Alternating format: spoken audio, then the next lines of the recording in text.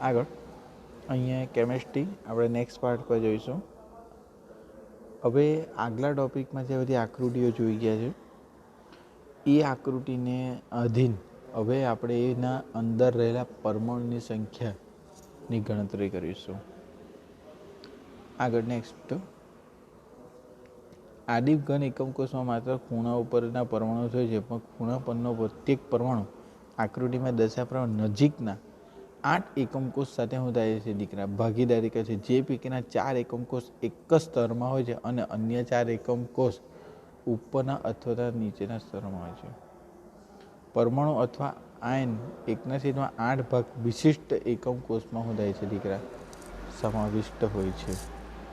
એટલે એ પરમાણુ અણુ અથવા આયન જે દીકરા એક પરમાણુ અણુ અથવા આયન જે બાકીના કેટલા દીકરા 1/8 ભાગ વિશિષ્ટ એકમ કોષમાં એટલે કે 8 ભાગ સાથે શું થાય છે? સમાવિષ્ટ હોય છે. નીચેની આકૃતિમાં પણ 3 આકૃતિ એમાં આપેલી છે. ખુલ્લી રચના, અવકાશ ભરતી રચના અને દરેક એકમ કોષના સમાવેશ પરમાણુનો વાસ્તવિક ભાગ હકીકતમાં કેવું દેખાય છે એના આધારે 3 સમજી લેવાય. આપણે ગણતરી જોઈએ. એકમ કોષમાં પરમાણુની કુલ સંખ્યા ટોટલ તમે 8 ખૂણા ઉપર છે એટલે 8 ખૂણા ઉપર એટલે ટોટલ પરમાણુ સંખ્યા 8 ને કેટલા ભાગ સાથે સમાવેશ છે? 1/8. 8 કેન્સલ, જવાબ કેટલા આવવાનો? 1. એટલે સાદા એકમ કોષમાં પરમાણુની સંખ્યાની વાત કરીએ તો કેટલા જવાબ મળશે આપણને? 1. આગળ હવે સેમ એના જેવું જ આપણે અંતઃકેન્દ્રિતમાં ખુલ્લી રચના, પહેલી આકૃતિ ખુલ્લી રચના, અવકાશ ભરતી રચના અને એટલે કે જે આપણને કોષ આપેલો છે એની અંદરની ગોઠવણી, બરાબર, એટલે એમાં સમાવિષ્ટ ભાગ તે આકૃતિ સી. આમાં બી સેમ ગણતરી કે તેના આપેલું આદિમ રચના તો છે જ, આમાં દરેક ખૂણા ઉપર તો છે જ, એટલે 8 × 1/8 એટલે જવાબ 51, પણ વત્તા વચ્ચે એક અણુ વધારેનો છે એટલે અહીંયા એક અંતઃકેન્દ્રિત 1 × 1 એટલે 1 જવાબ આવે એટલે 1 + 1 એટલે જવાબ કેટલા આવવાનો? 2. એટલે અંતઃકેન્દ્રિતમાં એટલે કે બોડી સેન્ટર ક્યુબિકમાં પરમાણુની સંખ્યા કેટલી આવશે? તો કે 2. એના પછી આપેલું છે ફલક કેન્દ્રિત. તો ફલક કેન્દ્રિતમાં આપણને અહીંયા થોડું સમજૂતી લેવાનું છે કે આકૃતિમાં જોઈ શકાય છે કે દરેક પરમાણુ ફલકના કેન્દ્ર પર સ્થાન ધરાવે છે અને 2 નજીકના ફલક વચ્ચે ભાગીદારી કરે છે. કે એક અણુ નજીકના 2 ફલક સાથે ભાગીદારી કરે છે, જે તમે આકૃતિમાં અહીંયા જોઈ શકો છો કે દરેક 4ની વચ્ચે એક, દરેક 4ની વચ્ચે એક, દરેક 4ની વચ્ચે એક. એની અવકાશ ભરતી રચના અને એની વાસ્તવિક ભાગ. હવે પેલી ગણતરી આવવાની 8 × 1/8 એટલે 1 ને દરેક ફલકમાં એટલે કેટલા છે? 6. 6 × એ કેટલા ભાગ સાથે સમાવેશ છે? 1/2 ભાગ સાથે. એટલે આ 3 × 6 એટલે જવાબ 3 આવ્યા. 3 + 1, 3 + 1 કરીએ જવાબ કેટલા આવે? 4. એટલે ફલક કેન્દ્રિતમાં પરમાણુ સંખ્યા કેટલી જોવા મળશે તમને? તો કે 4. આગળ આ કામનું છે આપણા માટે, મોસ્ટ એમપી છે. આગળ એના પછી સમજવાનો પ્રયત્ન કરીશું આપણે. એક અથવા તો દ્વિપરિમાણીય સૌર સંકુલન સમજાવો. આ ટોપિકમાં એવું છે કે સ્વર્ગાંક, આ શબ્દ મોસ્ટ એમપી છે. આ ટોપિકમાં આપણે સ્વર્ગાંક, બરાબર, કે અહીંયા આપણે એવું જોવાનું છે કે એક પરમાણુ બાકીના કેટલા પરમાણુ સાથે ગોઠવાયેલો હશે. તો તમે જુઓ અહીંયાના વચ્ચેનો એક પરમાણુ છે, બાકીના 2 હાથે, તો સ્વર્ગાંક એનો 2 ગણા છે. એટલે કે એક પરિમાણીય સૌર સંકુલમાં સ્વર્ગાંક 2.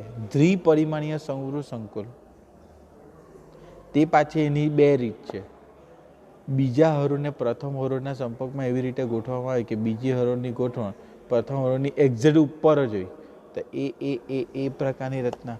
તો એક અણુ બાકીના 4 હાથે જોડાયેલો છે, બરાબર છે. આકાશ ષટકોણીય જેવો દેખાય છે આપણને, ને ષટકોણીય કાં બરાબર ચોરસ જેવો આકાર દેખાતો છે, બરાબર, ચોરસ સૌર સંકુલ, બરાબર, ને તેમાં આપણને એક પરમાણુ 4 હાથે એટલે સ્વર્ગાંક 4. દ્વિપરિમાણીય ગોળાકાર ચોરસ સૌર સંકુલ.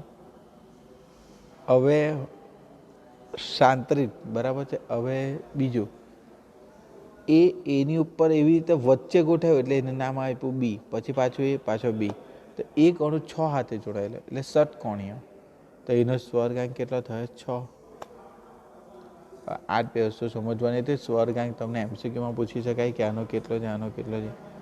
પછી આ પ્રકારની રચના 3D, એકની ઉપર આખું સ્તર જ ગોઠવી દે, એકની ઉપર એક, એકની ઉપર એક.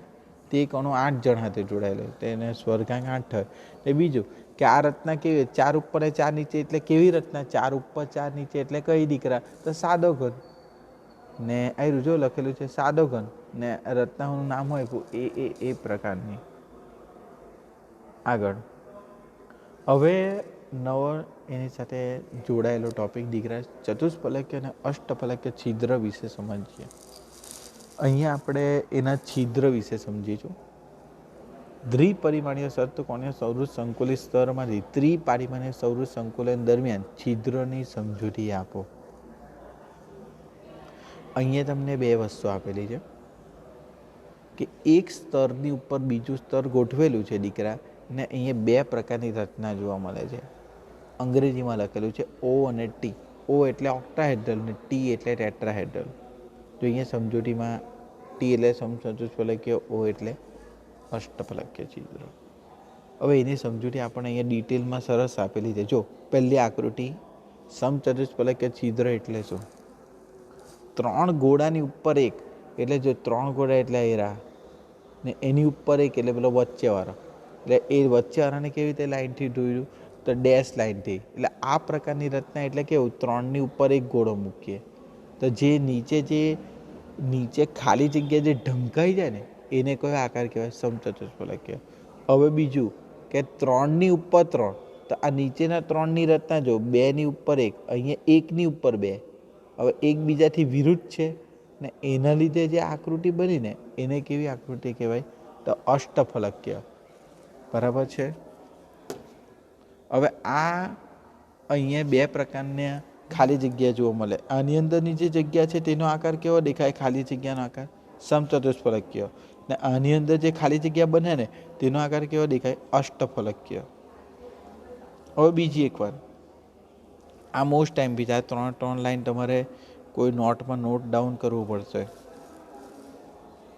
કે ભાઈ ધારો કે તમારી પાસે ટોટલ ગોળાઓની સંખ્યા n છે, તો સર્જિત અષ્ટફલકીયની સંખ્યા બી n જ આવે. ભાઈ ધ્યાન આપજો, આ બહુ કામનું છે. આપણને આના આધારે નાના દાખલા બી પૂછે છે.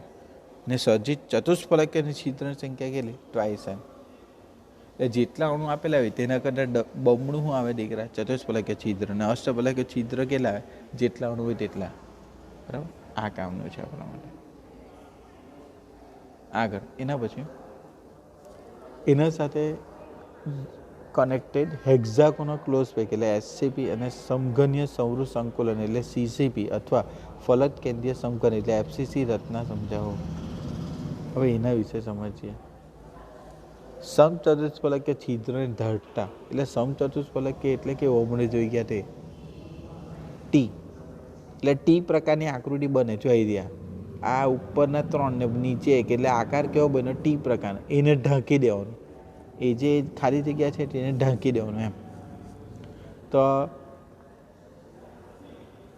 ત્યારે ત્રીજા સ્તરના ગોળા પ્રથમ સ્તરના ગોળાને બરાબર રીતે આ ગોળાની ભાત એકાંતર પુનરાવર્તિત થવાની આ ભાતને એબી પ્રકારની ભાત લખાય છે. આ પ્રકારની રચનાને હેક્ઝાગોનલ ક્લોઝ પેક એટલે કે એચસીપી. ઉદાહરણ તરીકે શું છે, ઝીંક અને મેગ્નેશિયમ ધાતુના આ પ્રકારની રચના જોવા મળે ઝેડ ને એમજીમાં. હવે એમસીક્યુમાં પૂછાશે. અહીં આકૃતિ તમને બતાવેલી છે. આ રચનાને એ અને બી નામ આપ્યું, અને પાછું એ પેલાને ઉપર નામ બી. હરખું આનથી કઈ વસ્તુ ઢંકાઈ જાય, જે અંદર જે પેલી મેં તમને કીધું તે આજે પેલી રચના આપણે જોઈ ગયા ને ત્રિકોણની ઉપર આ રીતે ડેશથી બનાવેલું, તો આ ગોળ અને આયરા બીજા 3 આના દ્વારા જે પેલો આપણે પેલી ખાલી જગ્યા જોઈ તે દીકરા, બરાબર આ પ્રકારની ખાલી જગ્યા હતી. આપણે ઉપર એક હતો આવી રીતના, એ જે ખાલી જગ્યા આની અંદર જે ખાલી જગ્યા હશે ને તે ઢંકાઈ જશે. બરાબર, તેના માટે આપેલો હતો ટોપિક. હવે કયો ખૂણો ષષ્ઠકોણીય સમઘનીય સૌર સંકુલની વિસ્તૃત દેખાવ એટલે કે આ પ્રકારે બી દેખાશે. અગાડી દરેક કિસ્સામાં 4 સ્તરની તપ્પી હોય જાય તો જવા દઈએ. હવે આપણે કોને ઢાંકવાના, અષ્ટફલકીય છિદ્રને. તો બીજું સ્તર ખરા. ત્રીજું સ્તર બીજા સ્તર પર એવી રીતે ગોઠવવામાં આવે છે કે જેથી તેના ગોળા અષ્ટફલકીય છિદ્રને ઢાંકે છે.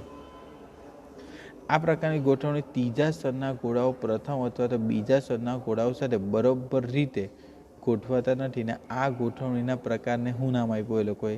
સી. આ આકૃતિમાં શું થશે?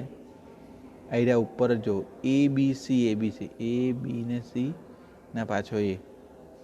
હવે આ નીચે એ છે, પછી ઉપર જો આ ત્રણ ગોળા જો ને આ ત્રણ ગોળા એ હવે આની અંદર આ બહુ ધ્યાન આપવાનું છે. જો શબ્દો ધ્યાન આપજો. અહીંયાના આ ત્રણ ગોળા એટલે આ ત્રિકોણ બન્યો ને આ ત્રિકોણ બરાબર. એક જ મિનિટ, નહીં તો આપણે આ ત્રિકોણ લઈએ. એક જ મિનિટ આવ્યા. આ બે ત્રિકોણ લઈ લો, એક ઊંધો ને એક સીધો. હવે આ બે ત્રિકોણ દ્વારા કયો આકાર બને? જો આયરો ઉપર બતાવેલો છે. આ જે બન્યો ને આકાર તે કયો બનશે દીકરા? અષ્ટફલકીય. તમે ત્યાં આ પ્રકારની રચના ઓલરેડી જોઈને આવ્યા છો બરાબર. આના દ્વારા જે આપણને આકૃતિ બનેલી હતી, આ એરિયા જે આકૃતિ છે અષ્ટફલકીય છે. અષ્ટફલકીયમાં કેવું હતું? આ પ્રકારનું હતું. આ અહીંયા જે વચ્ચે આકૃતિ બની, આ વચ્ચેનો જે આકાર છે તે કયો છે? અષ્ટફલકીય. ના અષ્ટફલકીયને કોણ ઢાંકી શકે? ઉપર એ ના નીચે એ છે ને, આ બેના કારણે શું થાય? આ એ લોકોનો આકાર શું થાય? ઢંકાઈ જાય. બરાબર છે. બરાબર. એને નામ આપ્યું, એ લોકોએ બે નામ આપ્યું, CCP અને FCC રચના કહેવાય છે. એમાં એક્ઝામ્પલ છે કોપર અને AG. હવે આ લોકોની અંદર એક ગોળો કેટલા હાથે જોડાયેલો છે ખબર? એક ગોળો 12 હાથે, એટલે એનો સ્વર્ગાંક 12 આપેલો. બીજું કે આ રચનામાં 74% જગ્યા શું થાય? ભરાઈ જશે. આ વસ્તુ MCQ માટે કેવું છે દીકરા? કામનું છે. હવે તમને જો અહીંયા લખેલું છે સંયોજકતાનું સૂત્ર અને ભરાયેલા છિદ્રની સંખ્યા. જ્યારે કણો સંવૃત સંકુલિત હોય એટલે કે CCP અને SCP રચનામાં પરિણમે ત્યારે બે પ્રકારના છિદ્રો રચાય છે. ત્યાં લેટીસ હાજર અષ્ટફલકીય છિદ્રોની સંખ્યા સંવૃત સંકુલના કણોની સંખ્યા બરાબર હોય છે ત્યારે સજીવ સમચતુષ્ફલકીય છિદ્રોની સંખ્યા બમણી. જો આ શબ્દો હમણાં જ ભણી ગયા આપણે કે ધારો કે તમારી પાસે જેટલી સંખ્યા હોય ને તો તેમાં અષ્ટફલકીયની સંખ્યા તેટલી જાય, પણ સમચતુષ્ફલકીય છિદ્રોની સંખ્યા કેવી થઈ જાય દીકરા? બમણી. આયનિક ઘનમાં વધુ મોટા આયન સંવૃત્તિ સંકુલની રચના બનાવે છે ત્યારે વધુ નાના આયનો છિદ્રમાં ભરાઈ જાય છે. દીકરા હવે આપણી પાસે ધારો કે બે પ્રકારના આયનો હોય, એક નાના હોય ને મોટા હોય, તો મોટાની અંદર નાના શું થાય? મોટા જે હોય તેની અંદર નાના શું થાય? સમાઈ જાય. જો આ નાના હોય તો સમચતુષ્ફલકીય છિદ્ર અને મોટા હોય તો અષ્ટફલકીય છિદ્ર શું થશે દીકરા? એની અંદર સમાઈ જશે. આપેલા સંયોજનમાં અષ્ટફલકીય અને સમચતુષ્ફલકીય છિદ્રના અંશ જ ભરાયેલા હોય છે. આ આધાર સંયોજનના રાસાયણિક સૂત્ર પર રહેલો છે. અર્થાત આ બધા સમચતુષ્ફલકીય અને અષ્ટફલકીય છિદ્ર ભરાતા નથી. એના પર આધાર રાખે. હવે અહીંયા આપણને બે એક્ઝામ્પલ દ્વારા સમજાવેલું છે. હવે પહેલું એક્ઝામ્પલ એવું છે કે એક સંયોજન બે તત્વો X અને Y નું બનેલું છે. તેમાં તત્વ Y છે ને તે ખાલી રચના કઈ આપેલી છે? ખાલી CCP બનાવે છે. અને X શું છે? તો ધન આયન પરમાણુ બધા જ અષ્ટફલકીય છિદ્ર. અષ્ટ એટલે હું? તેટલા ને તેટલા જેવાના છે. તો સંયોજનનું સૂત્ર કયું હશે? Y એ CCP લેટીસ રચાય છે અને સજીવ થયેલા અષ્ટફલકીય છિદ્રની સંખ્યા તેમાં રહેલા Y પરમાણુની સંખ્યા બરાબર છે. બધા જ અષ્ટફલકીય છિદ્ર Xના પરમાણુ વડે રોકાયેલા, તેથી તેમની સંખ્યા Yના જેટલી જ થશે. આમ X ને Y બંને હરખા જ આવવાના દીકરા, કારણ કે અષ્ટફલકીયમાં તો હું જેટલા તેટલા જ આવે, એટલે બંને હરખાવાના. એટલે એકને એક જેમ એક ગુણોત્તર. એટલે સૂત્ર કયું બન્યું? XY. બીજામાં થોડું બદલાતું છે. હવે અહીંયા સમજવાનું છે બીજા એક્ઝામ્પલમાં કે તત્વ બીના પરમાણુ SCP આની સાથે બી એટલે કોઈ લાગે વર્કે જ નહીં, પણ એના પરમાણુ કેવા છે? સમચતુષ્ફલકીય. એટલે સમચતુષ્ફલકીય એટલે કેવા? બમણા. બરાબર. પણ તમને લખેલું છે કે 2/3 ભાગ રોકાયેલા છે. તો બીના પરમાણુ તો તત્વ A ને B થી રચાતા સંયોજનનું સૂત્ર મેળવો. તો સમચતુષ્ફલકીય છિદ્રોની સંખ્યા B ની સંખ્યાથી બમણી છે, એટલે માત્ર એના પરમાણુ વડે આમાંના માત્ર 2/3 જ રોકાયેલા છે. એટલે એ શું આવે? એમાં એ લોકોએ કેટલું કર્યું? જો એ શું છે? સમચતુષ્ફલકીય, એટલે એમાં 2 × 2/3 એવું લખ્યું. ને બીમાં તો શું છે? SCP જ છે, એટલે એકનો એક જ આવે ત્યાં તો. બરાબર. એટલે 2 × 2 એટલે 4, 4/3. એટલે 3 શું થાય હાંભે જાય એટલે 4/3 થાય એટલે 4A ને 3 શું આવશે B. આવી રીતે તમને એવું બી કરે કે 2/3ની જગ્યા પર 1/3 બી કરી દે તો સૂત્ર શું આવશે દીકરા 2A2B3 આવશે. આવી રીતનું બોર્ડમાં પૂછાયેલું છે ને ABની જગ્યા પર MN લખી દે છે બરાબર. આ મોસ્ટ MP છે, આ બંને MCQમાં પૂછાય છે. અહીંયા સ્ટોપ કરીએ.